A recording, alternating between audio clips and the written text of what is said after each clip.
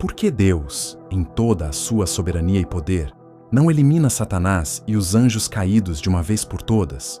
Você já se perguntou por que ele permite que o mal continue a existir no mundo?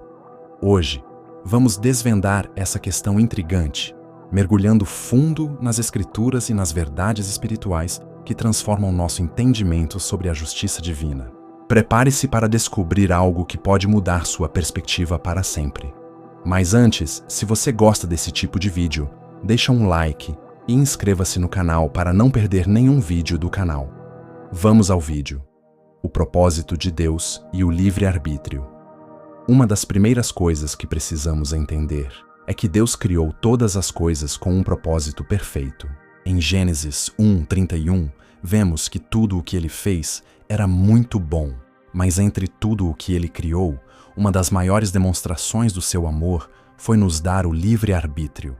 Isso significa que Deus não criou robôs programados para obedecê-lo, mas seres com a capacidade de escolher amá-lo ou rejeitá-lo.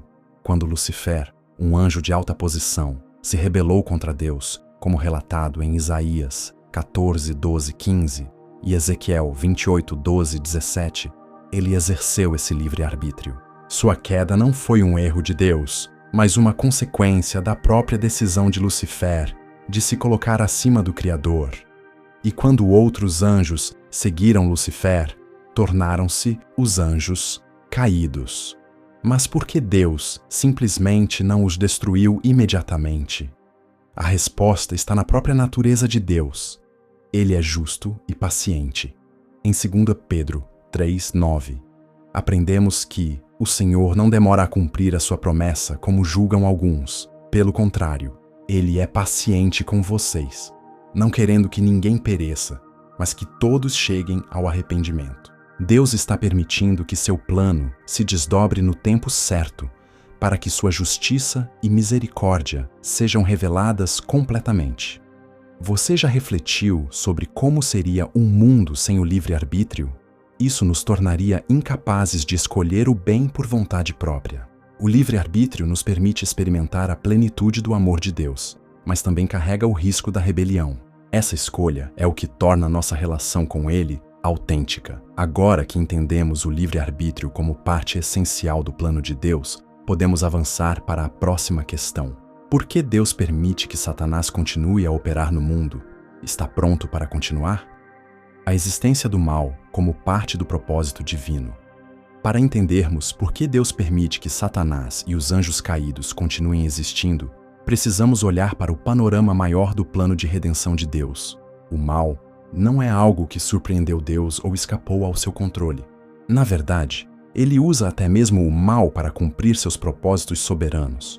No livro de Gênesis, encontramos a história de José, um jovem vendido como escravo por seus irmãos, injustamente preso no Egito e depois elevado à posição de governante. Em Gênesis 50:20, José diz: "Vocês intentaram o mal contra mim, mas Deus o tornou em bem para realizar o que agora está sendo feito: salvar muitas vidas." Esse princípio se aplica também ao papel de Satanás no mundo. Deus permite que Satanás opere para testar e fortalecer a fé do seu povo. Em Lucas 22:31-32, Jesus diz a Pedro: "Simão, Simão, Satanás pediu para peneirá-lo como trigo, mas eu orei por você, para que a sua fé não desfaleça." Isso mostra que, mesmo quando Satanás age, ele não tem poder além do que Deus permite, e seus atos podem resultar no bem àqueles que amam a Deus. A existência do mal também revela a gravidade do pecado e a necessidade de um Salvador. Em Romanos 3:23, Paulo declara que todos pecaram e estão destituídos da glória de Deus. A presença do mal no mundo aponta para a redenção que Jesus ofereceu na cruz. Sem a existência do mal, não entenderíamos plenamente a profundidade da graça de Deus. Além disso, a continuidade de Satanás e seus anjos permite que Deus demonstre sua justiça final. Apocalipse 20:10 nos assegura que chegará o dia em que o diabo, que as enganava, foi lançado no lago de fogo e enxofre. Essa é a promessa de que o mal será completamente destruído no tempo determinado por Deus.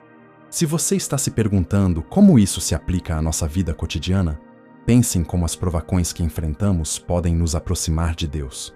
Satanás busca nos separar do Criador, mas Deus pode usar essas mesmas situações para nos moldar e nos fortalecer. Você já experimentou um momento em que algo ruim levou a um crescimento espiritual inesperado? A justiça final e a derrota de Satanás. A Bíblia nos ensina que a derrota de Satanás é certa e irrevogável. Desde o início, Deus anunciou o destino final do inimigo.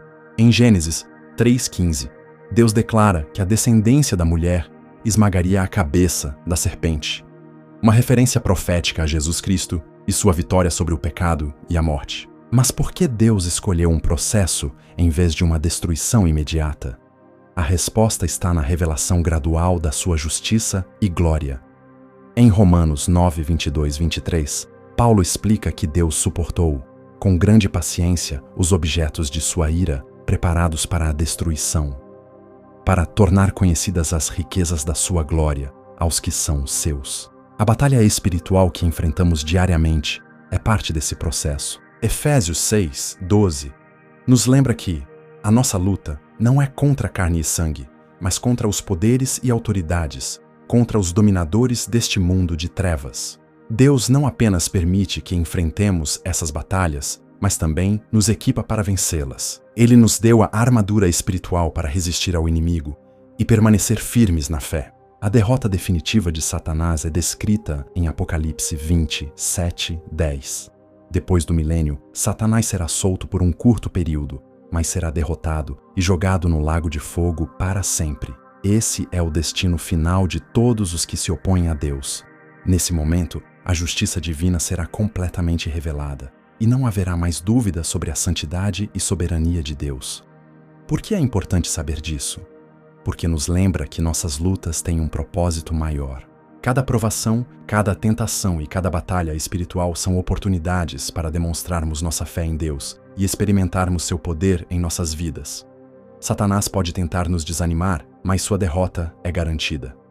Estamos do lado vencedor, a paciência de Deus e o tempo perfeito. Um dos aspectos mais intrigantes da questão sobre por que Deus não elimina Satanás e os anjos caídos imediatamente é a sua paciência divina.